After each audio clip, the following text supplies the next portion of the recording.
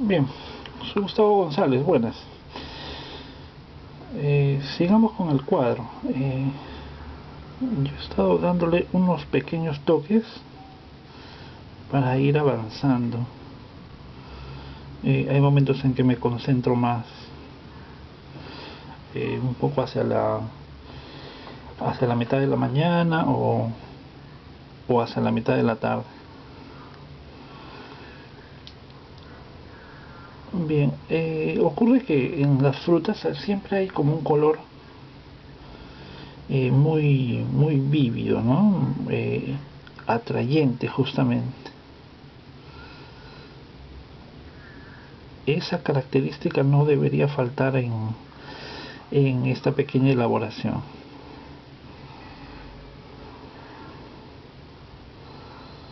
Tiene que resaltar cierta vibración del color. Pero va ocurriendo ciertas cosas, ¿cómo podríamos decir? Ciertas cosas extrañas en cuanto a la vibración justamente del color, ¿no? Por ejemplo, en el mango, los colores todos son cálidos, muy cálidos. Pero ya dentro de este micromundo de tonos cálidos, mi ojo comienza a ver colores así más neutros, como azules.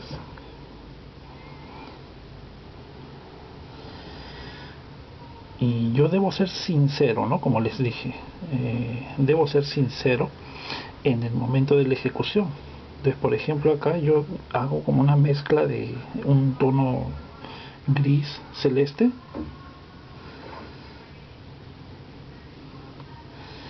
y lo voy colocando ahí donde creo verlo, ¿no?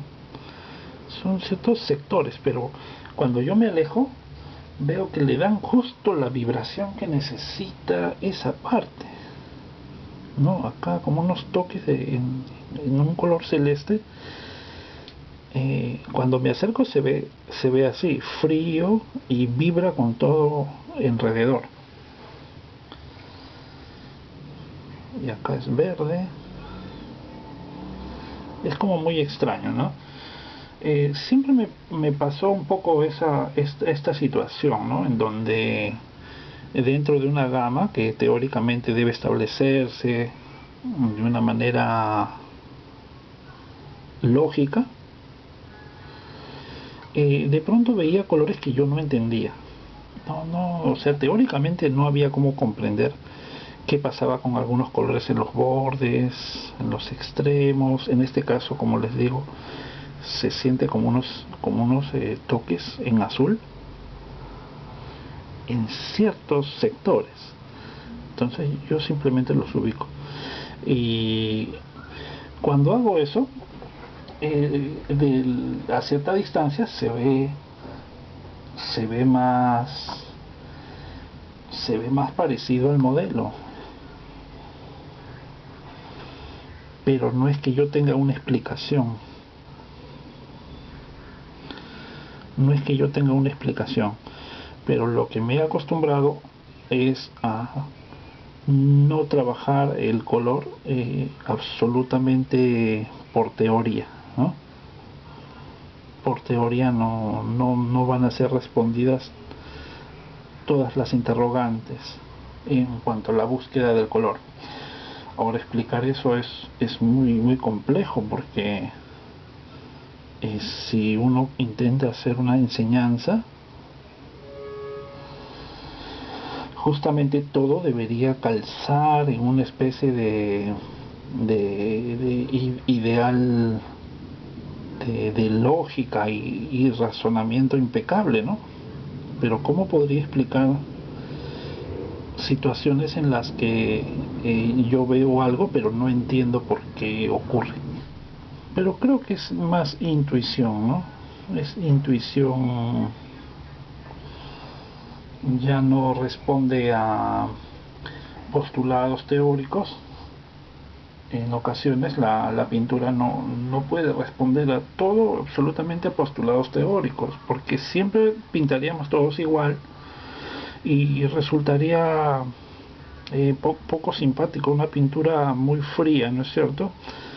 es lo que Harold Speed denominaba Dieter, o un juego vivificante, decía él, ¿no? Un juego vivificante, en donde dentro de un orden establecido, este de pronto se ve roto levemente en favor de la variedad, ¿no? En su libro En la práctica de la ciencia él lo explica bellamente, ¿no? Con algunos ejemplos. Bien, ahí está el limón. Ya, me falta un poco el volumen, encontrarle la luz a la lima, que viene a ser como un amarillo un poco pálido, es como un verde pálido, ¿no? Utilizo el cerúleo y voy observando de qué manera debo ir colocando ese color ahí.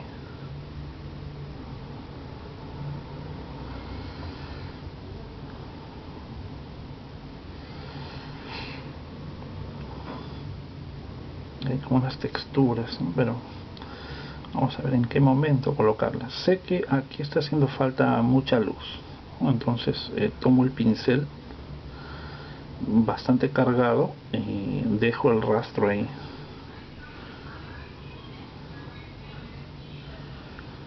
Cuando se trata de las luces, una capa de empaste de repente puede resultar solamente siendo la primera capa, ¿no? Y luego venir con otra capa encima, como habíamos estudiado en la técnica del color de Sargent.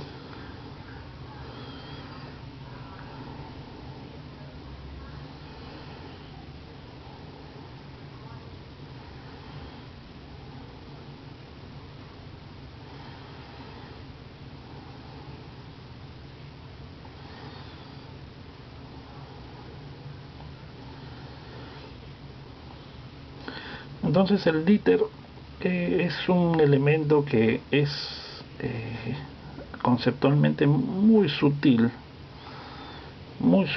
y de una aplicación muy elegante, ¿no? Por algunos pintores.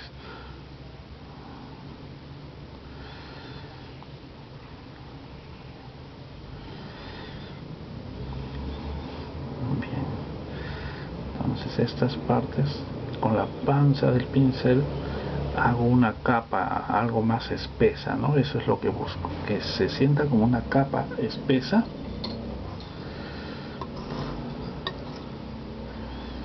muy espesa, ¿no? En donde el color resalte por la opacidad, ¿no?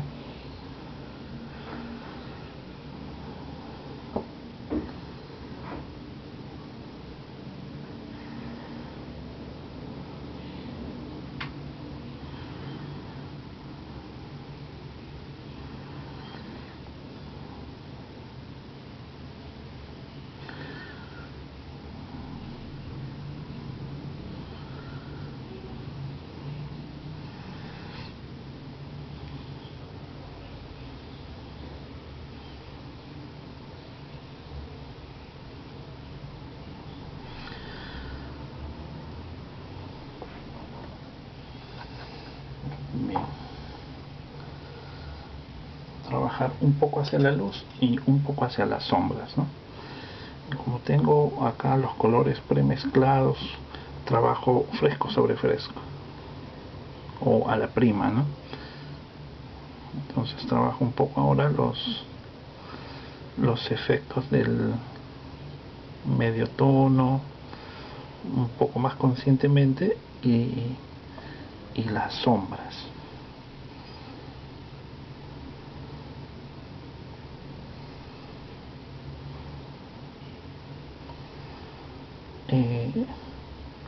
De paso agradecerle a los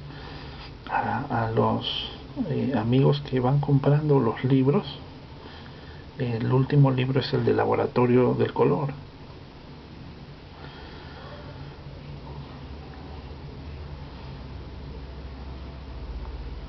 y lo compran directamente por el PayPal con la tarjeta, con una tarjeta bancaria, y la entrega es inmediata. Bien. Las texturas son muy notorias en esta fruta, ¿no?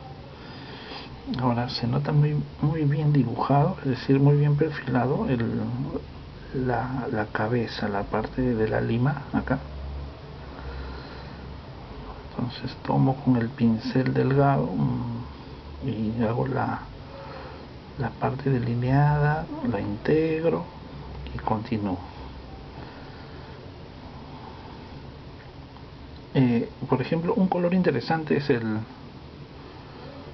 verde vejiga. Es de un verde intenso y tiene diferentes usos, ¿no? Sobre todo para veladuras.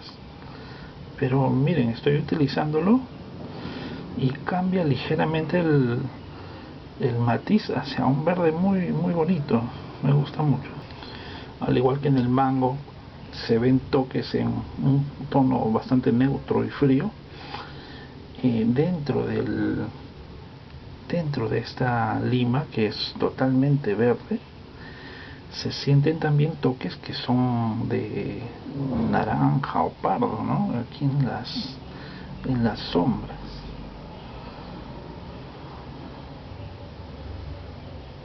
¿No? Con ciertos sectores de máxima oscuridad en donde hay rebotes del reflejo de la tela y del mango. Si vemos reflejo, es que hay un elemento que está emitiendo luz hacia él, ¿no? Acá me faltó el punto del limón.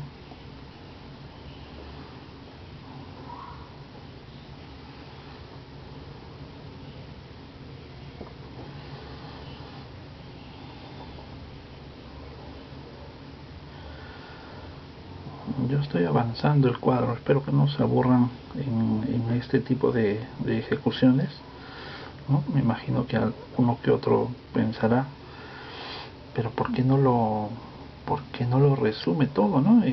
Y acelera el video y pasa a otra cosa, ¿no? Pero como les digo, no es el tipo de enseñanza más ligera y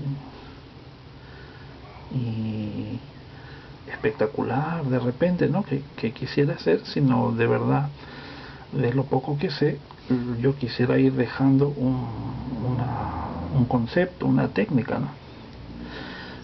Y tiene que hacerse con una velocidad natural. Es que es el modo que se utilizaría en un taller, ¿no es verdad?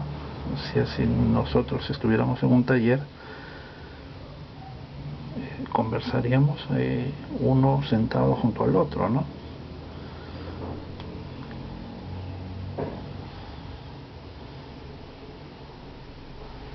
Bien, el brillo tiene que, o debe tener una parte que lo encierre, ¿no? Un cierto valor tonal claro, pero que lo encierre.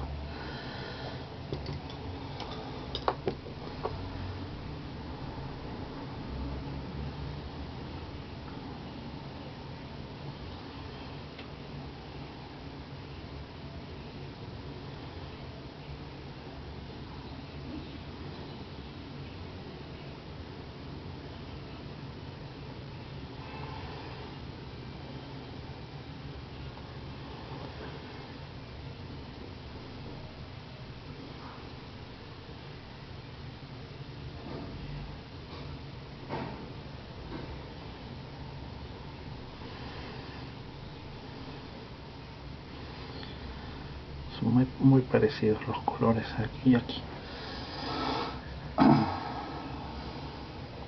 Bien, y el brillo revienta, ¿no? A veces un truco para que el brillo reviente cromáticamente es que no se le parezca al entorno. en este caso que no se le parezca, ¿no? Es decir, si logro mezclar un brillo con un toque de rosa, es posible que me dé el efecto.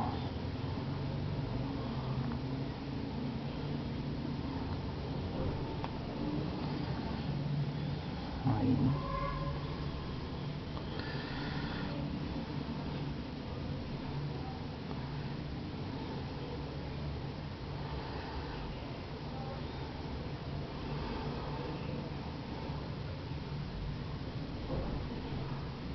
Y el empaste tiene que ser elevado, ¿no? El empaste tiene que ser un poco elevado porque si no, no destaca el brillo.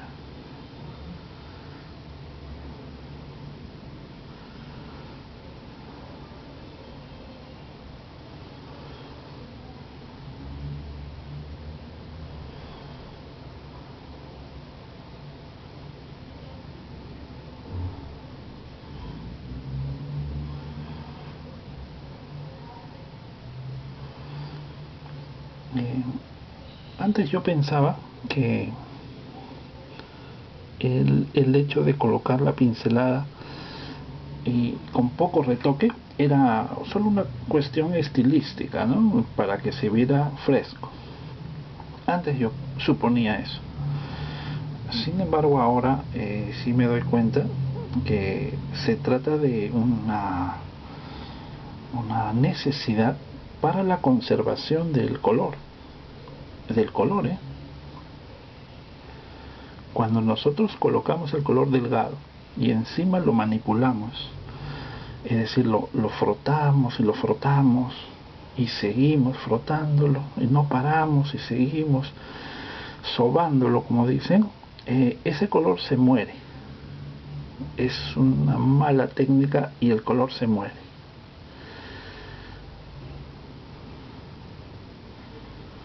¿No? Lo que tiene que hacer el pintor que piensa en la conservación del color vívido, ¿no? Es generar una buena capa de empaste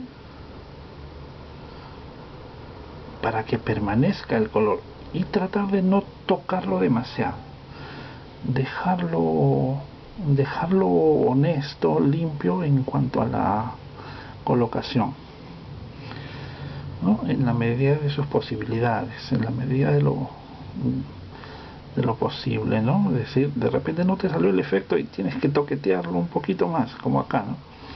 Puede ser. Pero en general hay que salir de la costumbre de manosear demasiado los empastes. Ah, ya, esto se dibuja porque acá tiene una línea clara.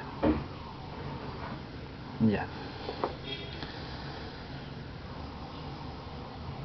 Bien, hay todavía más trabajo. No es tan redondo, es más cuadrado, creo.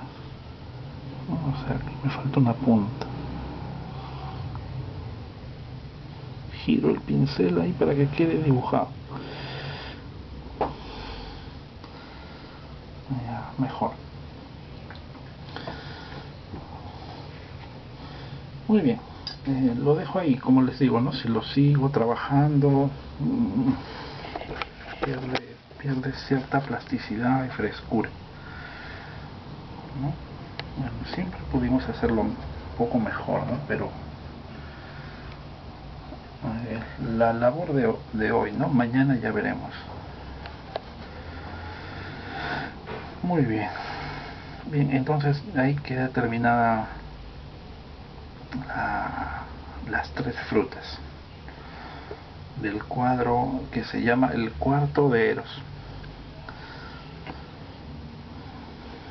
Bien, les agradezco por acompañarme. Revisen los enlaces si lo que desean es aprender desde libros y cursos de arte figura. Hasta luego, un abrazo.